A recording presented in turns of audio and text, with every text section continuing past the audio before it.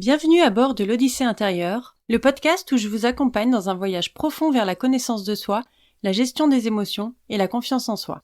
Je m'appelle Erika et je suis coach certifiée Master Coach PNL et praticienne clean. Dans cet espace d'exploration, nous créons une petite bulle de douceur où nous plongerons ensemble au cœur de nos émotions, de nos peurs et de nos croyances. Alors, installez-vous confortablement et c'est parti. Bonjour à tous, j'espère que vous allez bien. Aujourd'hui, on va parler de l'art de se poser les bonnes questions. L'introspection, c'est quelque chose qui est devenu courant, mais c'était pas du tout une habitude ou quelque chose, c'était pas une question en fait avant, on se posait même pas la question. Et aujourd'hui, ça a évolué, on parle beaucoup d'introspection. Et on va faire un petit tour un peu des changements qu'il y a eu dans les mentalités, dans les priorités au fil du temps et comment se poser maintenant les bonnes questions. Pour commencer, je vais vous raconter l'histoire de, on va dire, Georges. Georges, c'était un homme ordinaire, avec un travail stable, une famille, une routine bien cadrée, bien rodée.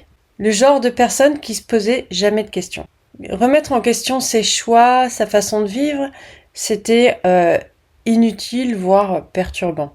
Mais quand Georges a perdu son emploi à cause de la fermeture de sa boîte, il s'est senti perdu. Pourquoi ? Parce qu'il n'avait jamais pris le temps de s'interroger sur ce qu'il voulait, sur ses capacités, sur quoi que ce soit en fait. Il avait son chemin tout tracé et voilà, ça lui suffisait. Et donc forcément, le réveil a été brutal. Alors pourquoi c'est important de s'interroger aujourd'hui ? Moi je vois par exemple mes grands-parents, ça ne leur serait jamais venu à l'idée de se poser des questions sur qui suis-je, qu'est-ce que j'ai vraiment envie de faire, qu'est-ce qui compte pour moi dans la vie. Non, en fait ils suivaient leur chemin, et tout tracé limite, et voilà, enfin pour eux c'était des questions futiles et qui avançaient pas à grand chose. Alors, justement, pourquoi c'est important de s'interroger aujourd'hui ? Qu'est-ce qui a changé ? Qu'est-ce que cette pratique apporte dans notre vie ? Dans un monde qui évolue à une vitesse grand V, on est obligé maintenant, le monde a complètement changé. Et, on est obligé, on n'est pas obligé, mais c'est important de se poser des questions et de savoir qui on est et ce qu'on veut. Alors pour revenir sur Georges, c'était purement un produit de son époque. La norme c'était de suivre un chemin tout tracé, d'aller à l'école, de trouver un emploi stable, de fonder une famille et de prendre sa retraite. À l'époque, les grandes questions existentielles, elles étaient réservées aux philosophes ou aux psy éventuellement. Enfin voilà, c'était pas du tout... ils se sentaient vraiment pas concernés par tout ça. Donc comme beaucoup à son époque, il ne remettait jamais en question son quotidien.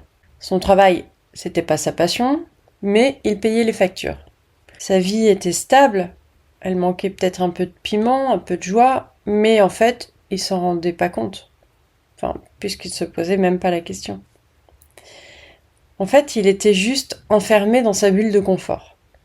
Et donc, quand son entreprise a fermé, cette bulle, elle s'est fissurée, elle a éclaté. Et lui, il était complètement perdu. En fait, Georges, il s'était jamais demandé quoi faire d'autre, ce qu'il aimait, en quoi il pourrait être bon.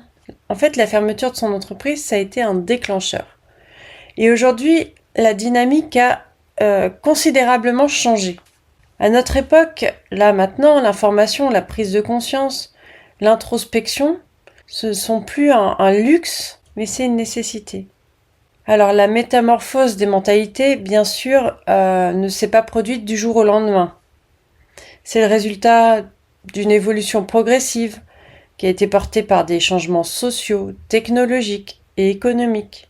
On est passé d'une société industrialisée, basée sur la production, le conformisme, où tu as un job et toujours le même ou presque, jusqu'à la retraite. On est passé de cette société-là à une société qui est entrée dans l'ère du numérique, dans laquelle chacun a sa place en tant que personne, en tant qu'être unique d'une importance particulière. La technologie, l'internet, ça a ouvert des portes à un monde d'informations, un monde d'idées, de réflexions, qui avant étaient totalement inaccessibles.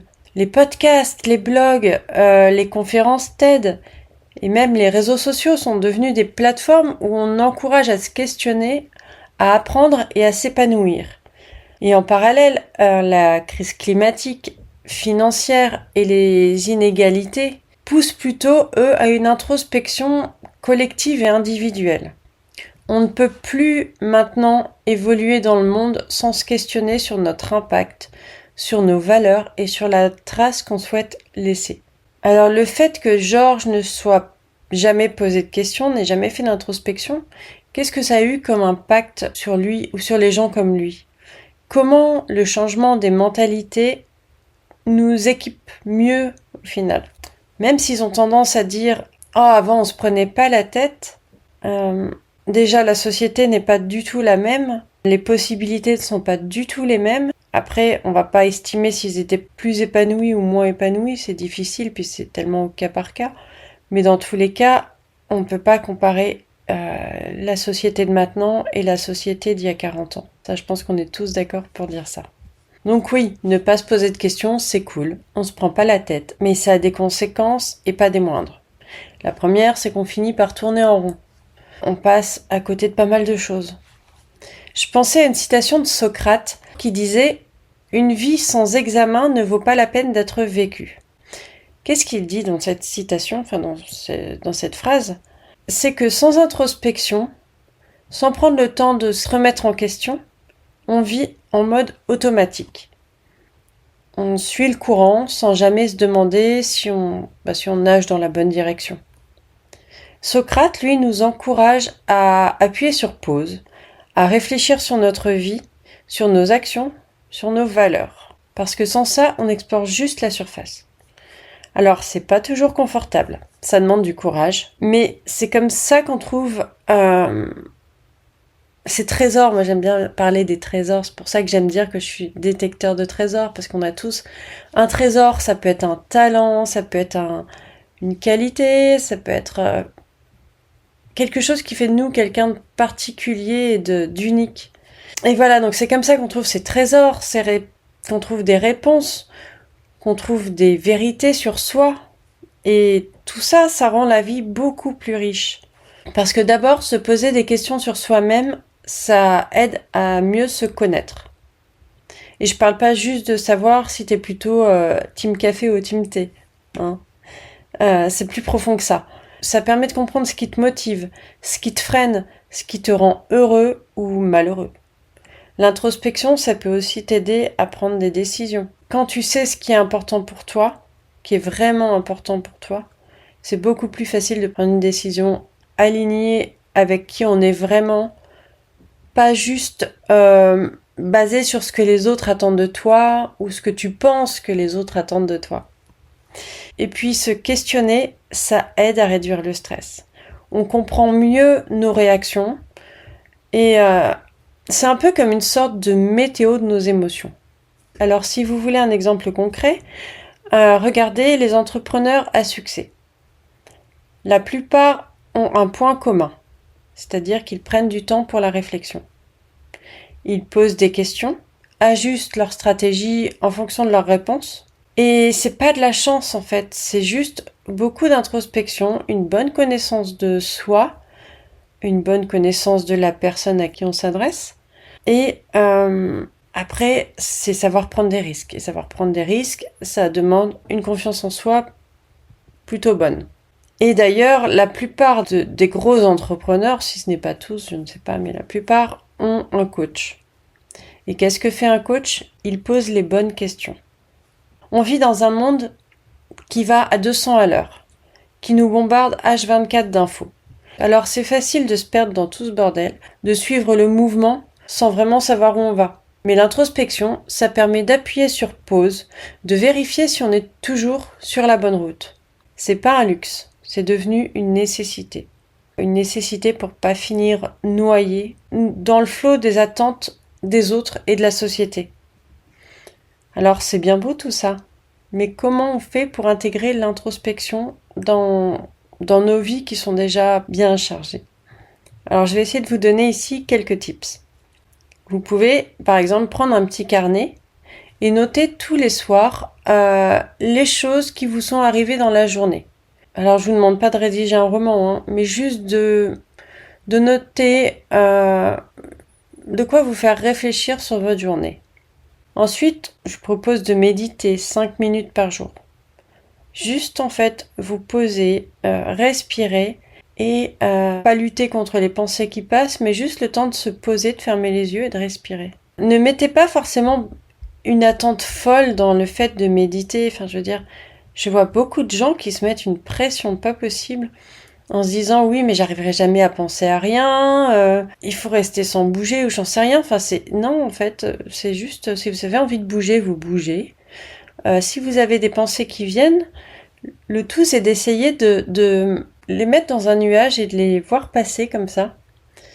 Et en fait, le fait de les visualiser dans un nuage, ou dans ce que vous voulez, une bulle ou n'importe, et de les voir passer, ça permet de beaucoup moins s'accrocher à cette pensée et juste se dire « Ok, là je pense à ça, et voilà, je le laisse passer, je m'accroche pas, je vais pas commencer à rentrer dedans et à analyser, à vouloir répondre, etc. Non, elle passe. » Et juste s'entraîner à ça, en fait, 5 minutes, vous allez être beaucoup plus relaxé. Ensuite, je vous propose de poser des questions du style « Qu'est-ce qui m'a rendu heureux aujourd'hui ?»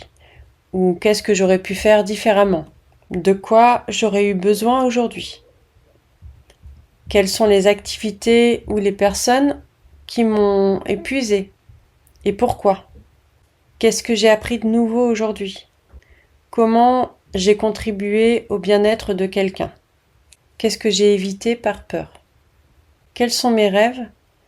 Et qu'est-ce que j'ai fait aujourd'hui pour m'en rapprocher ?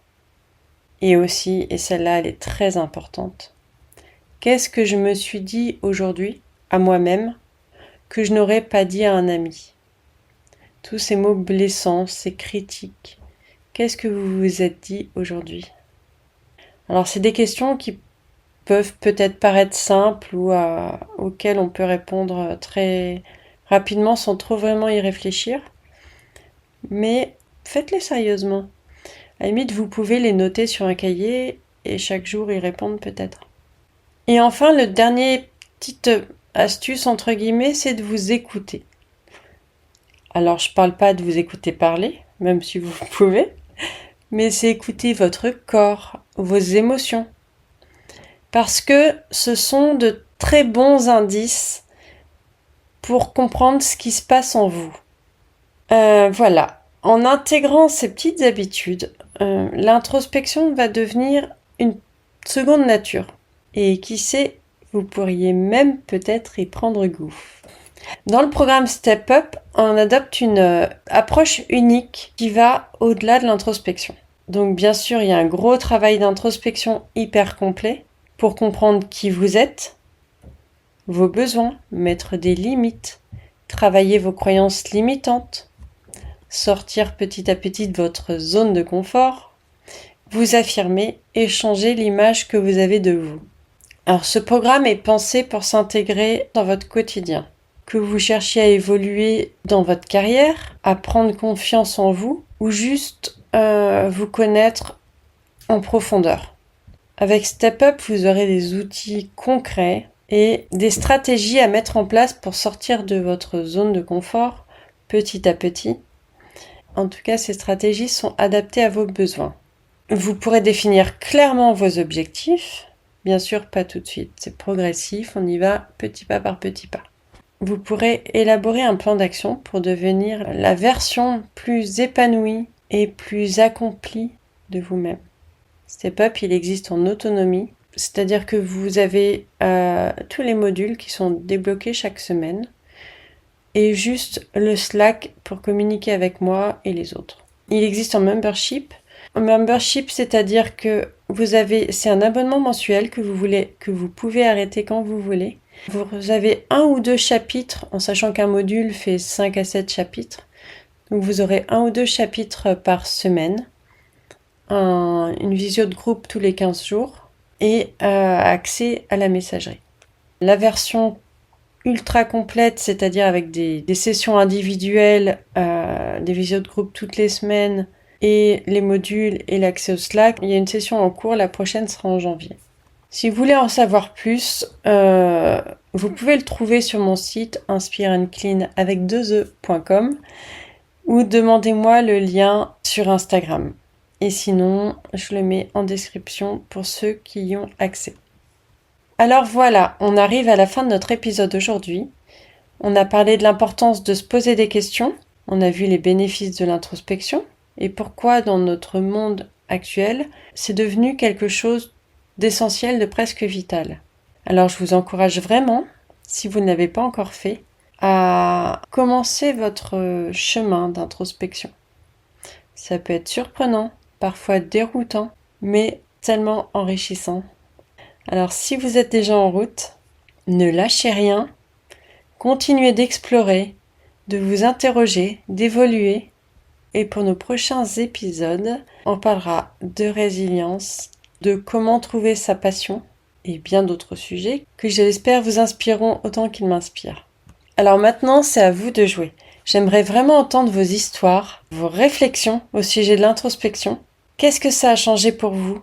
Quels outils ou techniques vous avez essayés et qui ont été particulièrement utiles pour vous ? Partagez-moi vos expériences sur les réseaux en me taguant ou par message privé parce que je trouve ça hyper frustrant de ne pas savoir qui m'écoute. Et un petit signe, ça me ferait super plaisir. Et donc, si vous avez aimé ce que vous avez entendu aujourd'hui, n'hésitez pas à vous abonner à ce podcast ou à le partager à vos amis. C'est pas grand-chose pour vous, mais pour moi, c'est énorme. Alors, je vous remercie de m'avoir écouté. On se retrouve très vite pour un prochain épisode. Prenez soin de vous et je vous embrasse.